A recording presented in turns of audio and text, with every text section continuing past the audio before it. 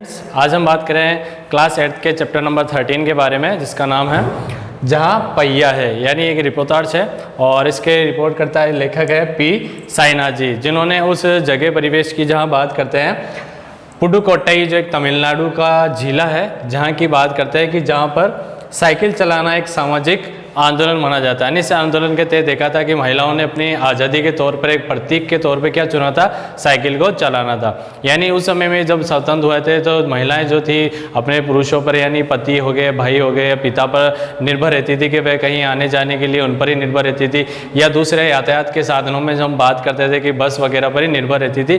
तो आने जाने के लिए भी यानी दूसरों की निर्भरता और दूसरे देखे जो सामाजिक बंधन थे उससे वे पार पाना चाहती थी, उन नियमों को तोड़ना चाहती थी। इन तोड़ने के लिए नियमों के लिए उसने क्या करा था कि उन्होंने धीरे धीरे साइकिल चलाना सीखने लगे थे। अब धीरे धीरे देखिए इसमें जो आगे जो सक्षम हुए थे कि नवसाक्षर महिलाएं, यानी जिन्होंने शिक्षाएं हासिल की थी, जो जिनकी अवस्था लगभग 20 वर्ष के आसपास मानी जाती थी, जो नवसाक्षर पढ़ी लिखी महिलाएं थी, इन्होंने धीरे धीरे साइकिल चलाने को एक आंदोलन का प्रेरक माना। और ये माना अधिकतर महिलाओं ने कि इससे हम अपनी आज़ादी का अनुभव करते हैं। और एक तरह की जो इतनी समय तक जो संकीर्णता थी वो समाज में जो व्यक्तियों की सोच में, उन सबको क्या कर रही थी, तोड़ना चाह रही थी। अब इस बीच में देखते हैं कि कई दिक्कतों का सामना उन्हें अपने इस साइकिल चलाने के दौरान करना पड़ता था। कई लोग उन पर फप्तियाँ भी कसते थे, लेकिन बिना किसी पर ध्यान दिए। तो धीरे धीरे जब आगे बढ़ती जाती है, जब समाज में एक सकारात्मक सोच विकसित होती जाती है, तो समाज ने इनको एक रूप से क्या कर दी, स्वीकृति प्रदान कर दी थी कि अब महिलाएं जो है वो साइकिल चला सकती है। तो इसके साथ इन्हें काफ़ी चीज़ें थी जो काफ़ी ऐसे रिवाज है जिनमें धीरे धीरे सुधार होते गए थे। आगे देखें कि जब हम बात कर रहे थे कि अपने पिछड़ेपन पर, यानी कि व्यक्ति का प्रयास होता है कि जब भी ऐसी कोई रूढ़ियाँ, ऐसे कोई विचार होते हैं, जब इनको परिवर्तन करना चाहता है, तब इसके लिए क्या क्या प्रयास करता है कि अपने पिछड़ेपन पर लात मारने का, या हो गया विरोध करने का, या हम बात करें कि जंजीरों को तोड़ने का, जो ऐसी बंदिशें होती है, चाहे वो हमारे समाज से हो चाहे किसी भी विचारों से हो, तो उनको तोड़ने के लिए कोई ना कोई नियम निकालता है। तो इस जगह की जो महिलाएं थी उन्होंने इस नियमों को तोड़ने के लिए क्या तरीका निकाला था, वो था साइकिल चलाना। तो उस जगह में हम बात करते हैं कि अधिकतर महिलाओं ने, यानी उस ग्रामीण महिलाओं में अगर 10 वर्ष से कम की अगर लड़कियों के छोड़कर बात करें तो गाँव की 1/4 जो महिलाएं थी उन्होंने साइकिल चलाना सीख लिया था। यानी कि उस गाँव विशेष में, जिले विशेष में देखें 70,000 से ज़्यादा महिलाओं ने साइकिल चलाना सीखा था। इसके साथ आज वे अपना जीवन यापन साइकिल के जरिए करते हैं, यानी कि वह एक जगह से दूसरी जगह जाती है, चाहे अपने छोटे मोटे व्यापार के लिए जाती हो, चाहे सामान लाने के लिए, चाहे पानी लाने के लिए। और इनमें सबसे ज़्यादा जो महिलाएं होती है वो अधिकतर ग्राम सेविकाएँ होती है, या फिर अपने निजी स्तर पर काम करने महिलाएं, जो साइकिल के जरिए एक जगह से दूसरी जगह जाती रहती है। जब 1992 की बात करें, जब महिला दिवस, अंतर्राष्ट्रीय महिला दिवस मनाया गया था, उसके बाद तो एक आंदोलन विशेष रूप पे तेजी से बढ़ता है और अधिकतर जो महिलाएं थी वो साइकिल के जरिए ही कहीं पर आना जाना पसंद करती थी। तो हमारे यहाँ जो रिपोर्ट करता है पी साईनाथ जी, उन्होंने जब अपनी रिपोर्ट तैयार कर रहे थे तब उन्होंने कई महिलाओं से भी बात की थी कि उस समय उनको जो साइकिल चलाने का जो एक उन्होंने आंदोलन छेड़ा वो उन्हें किस तरह से प्रेरित करता है। तो कईयों के जवाब जो थे कि वैसे एक अपना अधिकार मानती थी, और जो सामाजिक विडंबनाओं की बात करते थे, किस तरह समाज उन्हें रोकता था, इस विषय पर भी अपना जिक्र करती थी। तो उन्होंने ये भी बताया था कि कुछ समय तक समाज ने हमारा विरोध किया, हम पर व्यंग किया है, लेकिन धीरे धीरे साथ साथ उन्होंने ही इसको स्वीकृति प्रदान किए। तो आज बिना किसी बंदिश के हम ये जो साइकिल चलाने का जो कार्य है वो आज आसानी से कर पा रहे हैं। इसके साथ साथ आगे भी बढ़ते गए थे, जिसमें उन्होंने रिपोर्ट जो बनाई थी कि एक साइकिल डीलर से भी बात करी थी, तो उसने भी बड़ी सतर्कता के साथ अपने सारे जवाब दिए थे। तो यानी एक मुहिम चलाकर जो एक आज़ादी को व्यक्त करने का जो तरीका था वो महिलाओं ने यहाँ पर दिखाया था, साइकिल को चला के। आगे हम पाठ के जरिए पढ़ेंगे कि किस तरीके से जो पुडुकोट्टई जो जिला है जहाँ की महिलाएं, उन्होंने साइकिल चलाना शुरू किया था। हेलो स्टूडेंट्स, आज हम पढ़ रहे हैं क्लास 8 में चैप्टर नंबर 13, जिसका नाम है जहाँ पहिया है। और ये एक रिपोर्टाज है और इसके लेखक हैं पी साईनाथ। रिपोर्टाज से मतलब समझिए, रिपोर्टाज होता है कोई रिपोर्ट, यानी पी साईनाथ जी ने एक रिपोर्ट तैयार की थी, जो कि हमारे एक पुडुकोट्टई जो तमिलनाडु एक जगह है, तो उसे ग्रामीण परिवेश की जहाँ पर बात करी कि जहाँ पर महिलाओं ने अपनी स्वतंत्रता, अपनी आज़ादी के प्रतीक के रूप में उन्होंने साइकिल चलाना शुरू किया था। तो उसे एक आज़ादी के तौर पर मानते हुए उन्होंने जो एक बड़ा कारनामा कर दिखाया है कि उसमें उस क्षेत्र विशेष में अधिकतर महिलाओं ने साइकिल चलाना सीखा है। तो उन्होंने अपने एक आज़ादी का नया अनुभव किया था। तो ये एक एक नया विषय जो जुड़ा था उस क्षेत्र में कि आज़ादी के लिए भी कोई साइकिल चुन सकता है क्या। तो उसमें महिलाओं के हौसला अफजाई के लिए तो पी साइना जी ने एक अपनी रिपोर्ट तैयार की थी, वहाँ के क्षेत्र विशेष की महिलाओं के बारे में उनसे जानकारियाँ हासिल की थी। और ये भी देखा है कि जो वहाँ के एक सबसे बड़े साइकिल डीलर जो थे, विक्रेता थे, उनसे भी उन्होंने बातचीत की थी। तो उनका सबका जो उन्होंने अपने जितने भी जो भी विचार अपनी इस रिपोर्ट में प्रस्तुत किए थे वो हमारे साथ साझा करें इस पाठ के जरिए। तो आगे देखें हम जहाँ पहिया है, तो आगे बात करते हैं कि पुडुकोट्टई तमिलनाडु में साइकिल चलाना एक सामाजिक आंदोलन है। कुछ अजीब सी बात है ना ये। तो अजीब सी बात क्यों है कि साइकिल चलाना एक सामाजिक आंदोलन से, क्योंकि हम यहाँ देखते हैं कोई सामाजिक आंदोलन होता है तो लोग धरनों पर प्रदर्शन करते हैं, विरोध प्रदर्शन करते हैं, तो अपनी बात को मनवाते हैं या अपनी बात को सामने रखते हैं। लेकिन साइकिल चलाकर एक सामाजिक आंदोलन को जोड़ना एक नया रोचक किस्सा जो था लोगों के लिए था। तो आगे देखें कि इनमें क्या क्या चीज़ें होती थी कि जो साइकिल चलाने का सामाजिक आंदोलन है, ये एक वहाँ के जो हम बातें थे, एक समाज का जो एक रूढ़िवादी बंधन थे उनसे ये मुक्ति दिलाती थी।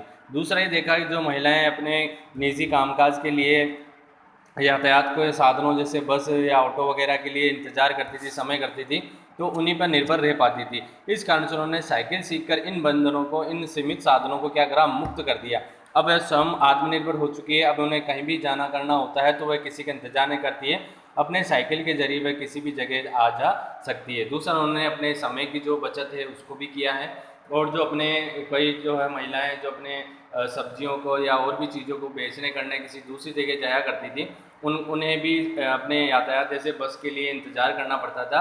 अब वह इनके लिए कोई बड़ी बात नहीं है। अब अपने साइकिल के जरिए कहीं पर भी आ जा सकती है, अपना क्रय विक्रय कर सकती है। लेकिन इस बीच हम देखें कि जब भी हमारे यहाँ ऐसे आंदोलन, जब भी कोई नई विचारधारा होती है, तो जो पुराने विचारधारा वाले लोग जो रहते हैं वो किस तरह से उन पर व्यंग करते हैं, किस तरह से उनको पीछे करने की कोशिश करते हैं। लेकिन इन सबको तोड़कर जब आगे निकलती है तो एक नई विकास धारा की ओर आगे बढ़ते से प्रतीत होते हैं।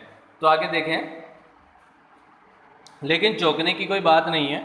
पुडुकोट्टई जिले की हजारों नव साक्षर ग्रामीण महिलाओं के लिए ये अब आम बात है। यानी हम देखें वहाँ पुडुकोट्टई जो जगह है जिले की, जो हजारों जो नव साक्षर हैं जिन्होंने यानी अपनी नई नई शिक्षा जिन्होंने प्राप्त की है, ऐसी ग्रामीण महिलाओं के लिए आम बात बन चुकी है।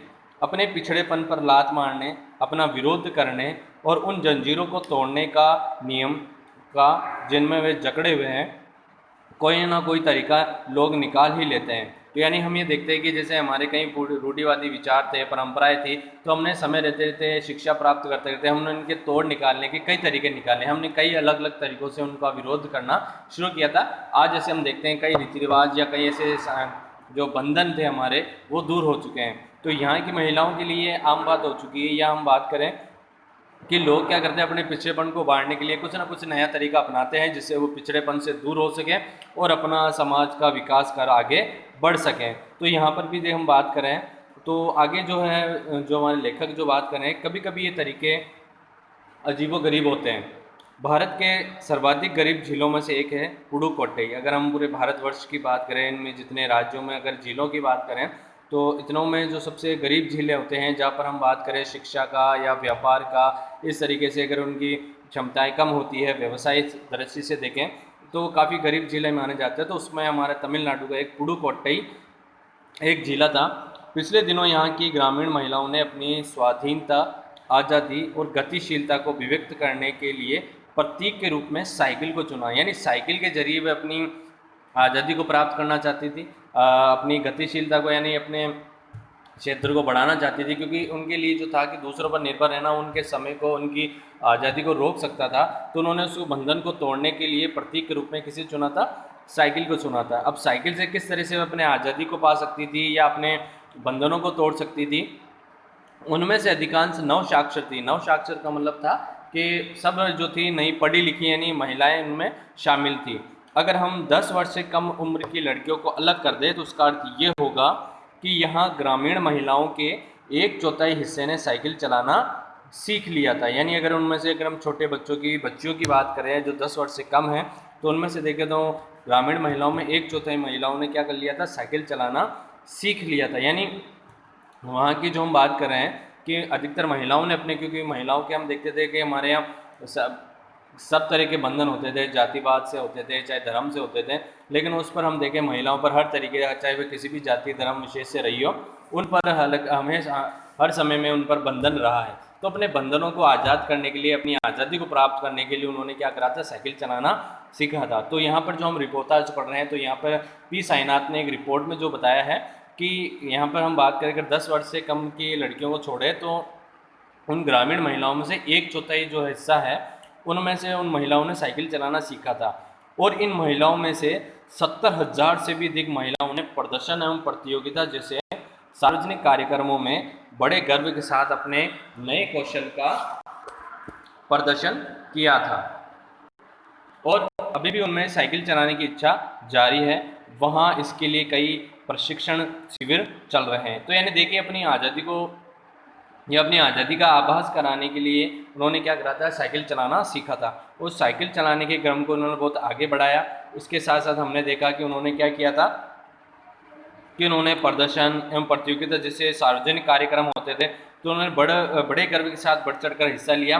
और अपने जो साइकिल चलाने का जो नया कौशल उन्होंने सीखा था उन्होंने प्रदर्शन के माध्यम से उन्होंने दिखाया। आगे उनकी इच्छा भी रही थी कि वे साइकिल चलाना सीखती रहे, आगे चलाती रहे, तो ये इच्छा भी रखती रही।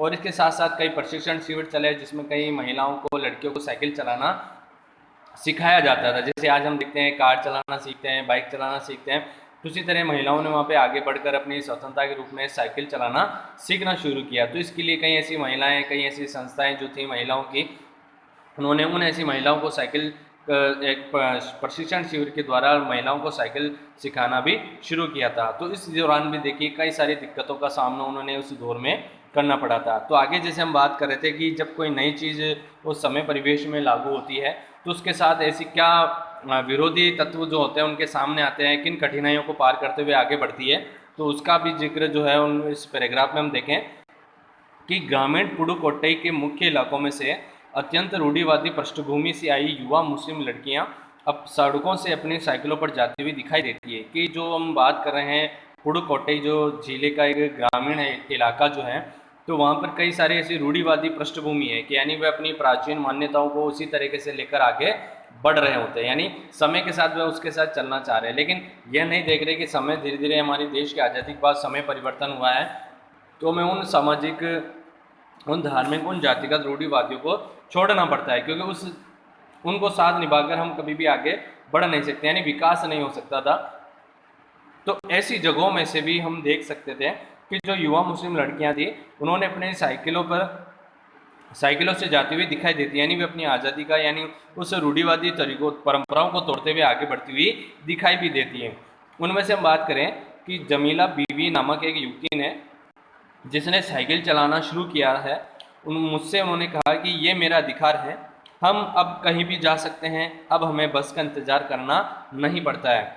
मुझे पता है कि जब मैंने साइकिल चलाना शुरू किया तो लोग फप्तियाँ कसते थे, बुरे बुरे व्यंग कसते थे, लेकिन मैंने उन पर कोई ध्यान नहीं दिया। तो हम जो बात कर रहे थे कि रूढ़िवादी परंपराओं से जो ऐसे जो समाज था वो इन महिलाओं को, इन लड़कियों को क्या करता था, जो व्यंग होते थे, जो फप्तियाँ कसते थे, यानी बुरी बातें उनको कही जाती, जब वे साइकिलों से निकलती होती थी तो बीच बीच में उनसे इस तरीके से बातें जो उनके ऊपर की जाती थी।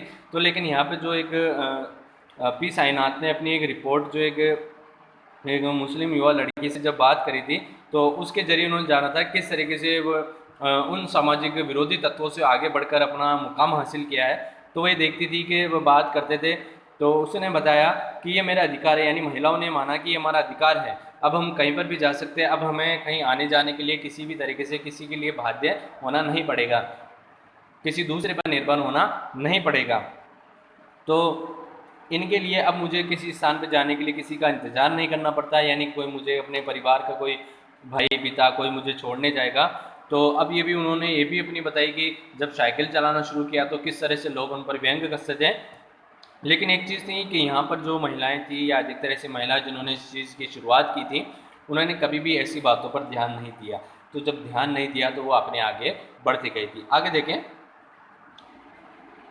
कि फातिमा एक माध्यमिक स्कूल में पढ़ाती है और उन्हें साइकिल चलाने का ऐसा चाव लगा कि हर शाम आधा घंटे के लिए किराए पर साइकिल लेती है एक नई साइकिल खरीदने के लिए उनकी हैसियत नहीं थी। यानी हमने देखा कि अब इस आंदोलन को वो आगे बढ़ रहे थे, तो इस आंदोलन में जो हम आंदोलन का एक रूप देख रहे हैं, इसमें कई महिलाएं ऐसी है, कई परिवार से ऐसी थी जिनके पास नई साइकिल खरीदने के लिए पैसे नहीं थे, लेकिन अब आज़ादी के प्रतीक के तौर में साइकिल चलाने के लिए उन्होंने क्या करना पड़ता था कि उन्हें साइकिल किराए पे लेके चलानी पड़ती थी। तो जहाँ पर हमारे एक जिक्र आया था कि एक फातिमा, एक लड़की जो एक माध्यमिक स्कूल में पढ़ाती थी, उनके पास साइकिल लेने के पैसे नहीं थे, तो वे क्या करती थी कि शाम को आधा घंटे के लिए साइकिल किराए पर लेती थी।